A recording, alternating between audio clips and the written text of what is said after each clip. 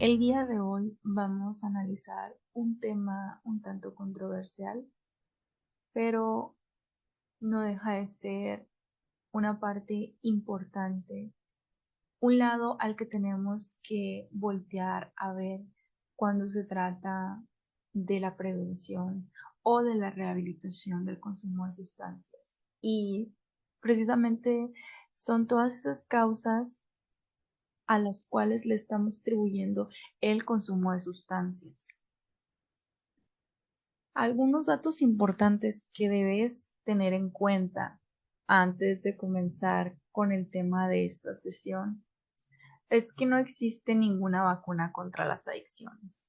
No existe alguna pastilla o algún medicamento que nos vaya a ayudar a prevenir o que nos vaya a garantizar que no vamos a caer en una adicción. Tampoco existen remedios para evitar que nuestros hijos, que nuestros familiares, que nuestros seres queridos lleguen a probar las drogas. No existe ningún remedio casero, ningún remedio naturista que pueda evitar que la persona vaya a consumir las drogas y mucho menos que la persona deje de consumirlas una vez que está pues enganchado en la adicción. Si la persona ya está en el consumo activo de las sustancias, ya está en esta fase donde su adicción está activa, sí es posible salir de la adicción. Y te digo que sí es posible porque muchas veces observamos en el fenómeno de los cuadros adictivos que el adicto hace muchísimos intentos por dejar el consumo, por dejar de consumir esa sustancia. Mas, sin embargo, también dentro de esos intentos por dejar de consumir, vemos que pueden pasar a veces 15 días, a veces un mes, 3 meses o inclusive años que el adicto deje de consumir, pero sin embargo al tiempo recae. Es muy común ver este tipo de conducta. No estoy diciendo que todo el tiempo tenga que ser así, no estoy diciendo que sea una regla, que es algo que siempre suceda, pero sí es muy común, sí es muy frecuente ver cómo el adicto en recuperación tiene posibilidades altas de recaer la mayor parte del tiempo. Por eso te lo aclaro, porque muchas veces al ver estas recaídas, las personas, la sociedad cree que es imposible salir de la adicción, cuando realmente eso es un mito. Sí existe esperanza, sí existe la posibilidad de que una persona pueda dejar en el pasado la adicción. Otro dato que debes de saber es que el nivel económico de la persona no define si la persona va a tener una recuperación o no va a recuperarse nunca de la adicción. Y eso te lo digo porque también muchas veces tenemos la falsa creencia como sociedad de que solamente las personas que tienen los recursos económicos para pagar un tratamiento costoso contra las adicciones son aquellas que realmente van a recuperarse. Y realmente un tratamiento caro no es determinante y no es garantía de que la persona vaya a recuperarse o no de su situación, de su enfermedad. Recuerda que la adicción es una enfermedad. Entonces, teniendo en cuenta estos datos importantes, vamos a partir a desarrollar el tema desde estas dos preguntas. ¿Para qué y por qué? Bueno, la primera pregunta, el para qué.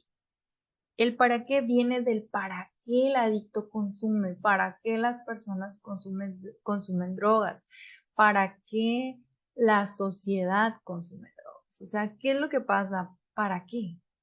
Y es que se ha encontrado tanto en investigaciones como por parte de experiencias de psicólogos y psiquiatras que se han dedicado durante mucho tiempo a este campo de las adicciones, se ha encontrado que las personas consumen drogas para regular o para poder controlar sus emociones, sus pensamientos y sobre todo el dolor emocional que están sintiendo. Entonces, si te fijas, todo viene de la parte emocional y psicológica. Todo parte de esta raíz, del no saber cómo lidiar con mis emociones, de no tener un buen manejo emocional, de no tolerar, de no soportar el dolor, de no saber gestionar esos sentimientos y esas emociones. Y algo que te quiero decir es que si a ti se te dificulta tener un manejo emocional adecuado, apropiado para ti, eso no tiene nada de malo y no tienes por qué sentir pena o vergüenza por ser de esa manera. Lo importante es que realmente sepas reconocer esto que hay en ti, esto que te hace falta, porque si no podemos reconocer un problema, no podemos empezar a trabajarlo, no podemos empezar a cambiarlo, no podemos empezar a gestionar acciones para el cambio. Así que lo primero es reconocer que tenemos un problema con el manejo de nuestras emociones, con el manejo de nuestros pensamientos, el manejo de nuestras creencias, el manejo de nuestra parte psicológica, nuestra parte emocional. Otra cuestión que debes entender también es que muchas personas son altamente sensibles al dolor, y me refiero al dolor emocional. Y esto tiene una razón científica, y es que la región del cerebro donde procesamos el dolor físico, es decir, si tú te golpeas, se activa cierta parte en tu cerebro, cierta parte en tu sistema neurológico, y es esa misma área la que se activa también cuando estás pasando por una situación emocional que te duele, que te lastima. Entonces, si eres una persona muy sensible al dolor físico, posiblemente también seas una persona muy sensible al dolor emocional. Así que hay que considerar todos estos factores. Ahora viene la siguiente pregunta, el por qué. ¿Ya vimos para qué? Ahora viene el por qué. ¿Por qué las personas consumen drogas? ¿Por qué las personas se enganchan fácilmente o pueden llegar a engancharse fácilmente en el consumo de sustancias adictivas o drogas? Bueno, vamos a ver, son varios puntos. Si te fijas, sí está un poco largo, pero vale la pena analizar cada uno de ellos. El primer punto, las personas lo hacen porque solamente se fijan o solamente ven el lado positivo, donde el consumo de la sustancia o droga es visto precisamente como un bálsamo, como una vía de escape al dolor o una vía de escape al estrés, a la presión o al sufrimiento que están sintiendo. Vamos a ver el segundo por qué. También lo hacen porque supone ser una forma rápida, casi que instantánea, una forma rápida de cambiar la forma en la que nos estamos sintiendo. Y este enunciado, esta creencia, está muy ligada a la diapositiva anterior que mirábamos del para qué, ¿sí? El dolor emocional tiene un peso muy significativo cuando se trata del consumo de sustancias.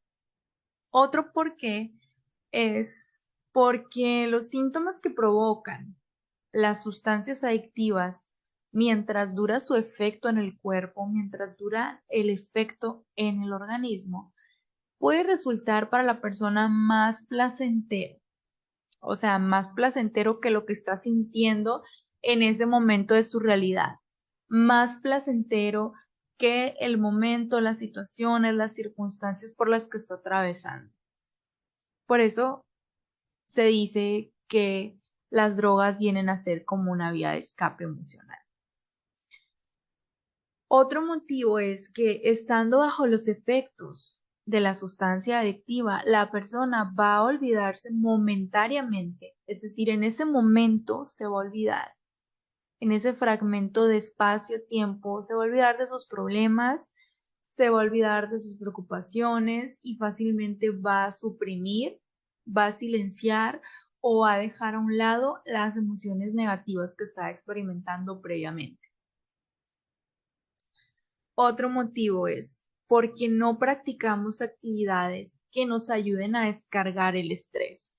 Muchas veces estamos saturados con carga de trabajo, con compromisos, con un montón de cosas por hacer, por terminar, que realmente no nos damos el espacio, no nos damos permiso, no nos damos el tiempo de desarrollar actividades que nos ayuden a sacar nuestro estrés.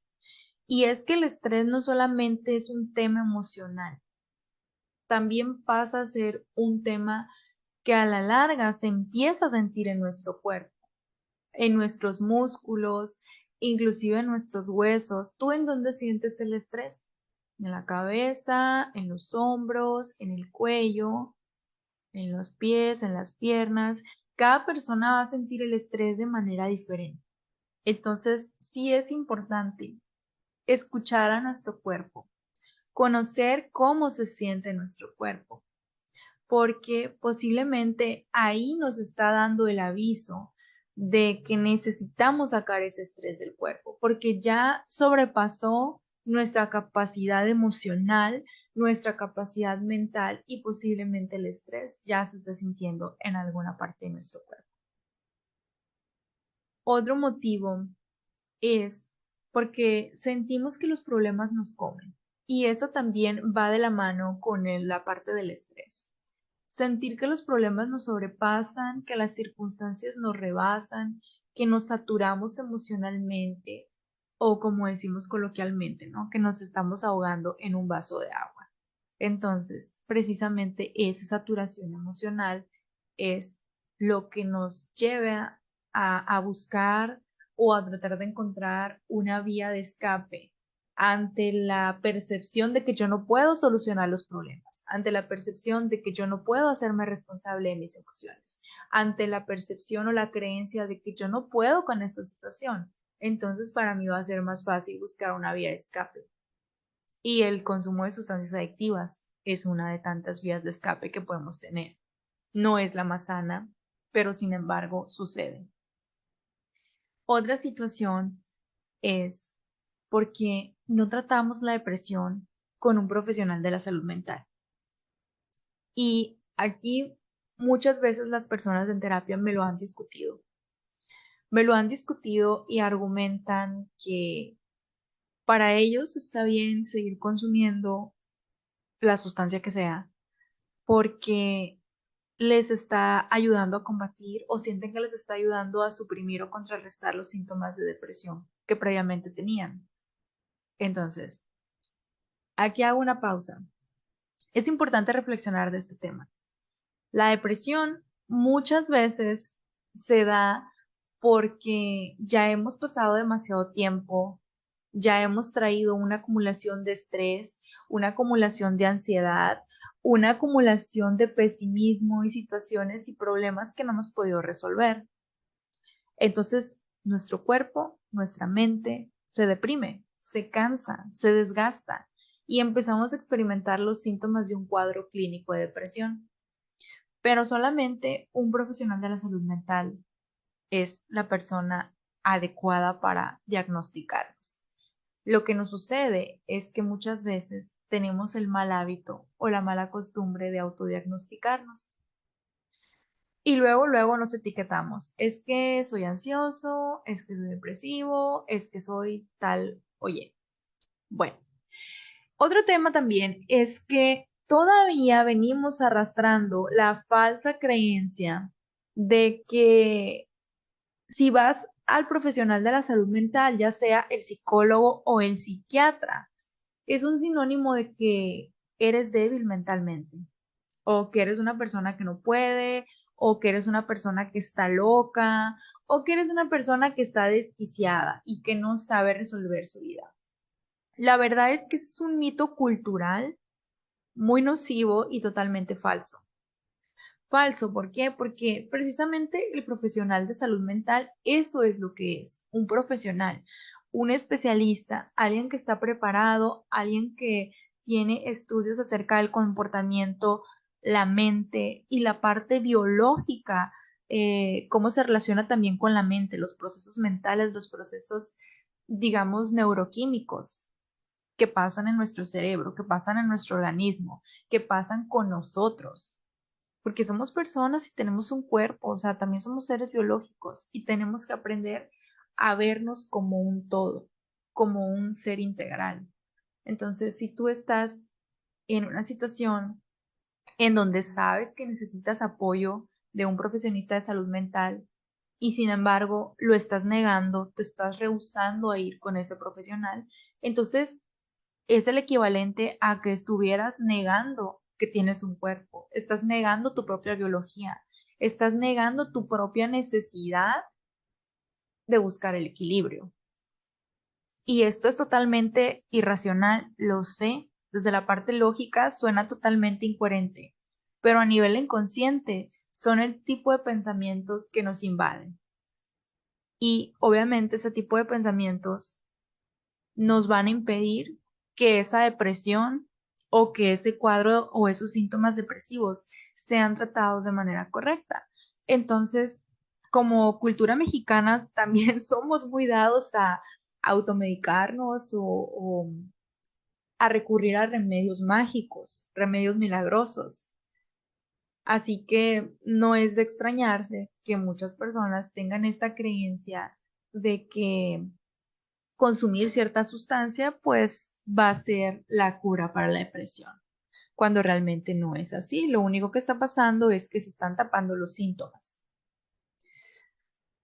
Bueno, otro motivo es porque muchas veces, y la mayoría de las personas así nos pasa o nos ha pasado, cargamos traumas o heridas del pasado que no hemos podido sanar por sí solos o que nosotros mismos em, no hemos ubicado o no nos hemos dado cuenta y ahí vamos cargando con todo este sistema de creencias emocionales, con todos esos esquemas y patrones de pensamientos mal adaptativos o mal sanos que nos hacen tener una percepción distorsionada de la realidad. Te voy a decir por qué, te lo voy a explicar una analogía. Mira, imagínate que estás en la playa y de repente llega una parvada de gaviotas. Y una de esas gaviotas resulta que sufrió un accidente y pues tiene una pata cortada, ¿sí? Tiene una de sus patitas cortadas.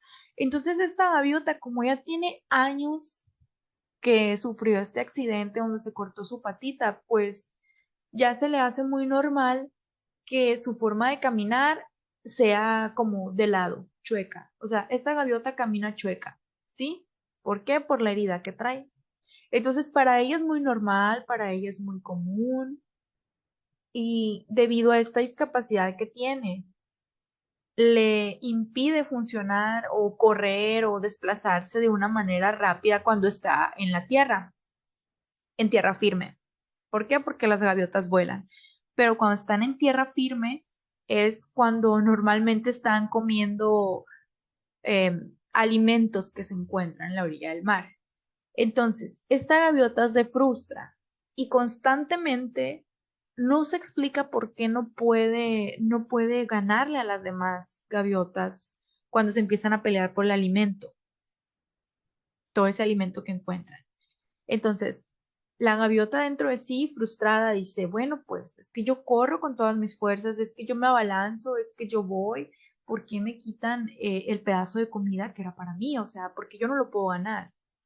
Y el motivo es ese, esa discapacidad, esa herida que, aunque pasó hace mucho tiempo, es lo que le está impidiendo desplazarse con naturalidad, es lo que le está impidiendo eh, que sea ágil, le está quitando movilidad, le está quitando fluidez en su vida. Y eso es lo que está pasando, que las gaviotas que están sanas, que tienen sus patitas normales, que pueden correr, desplazarse, moverse de manera natural, rápida, pues le están ganando el pan, ¿sí?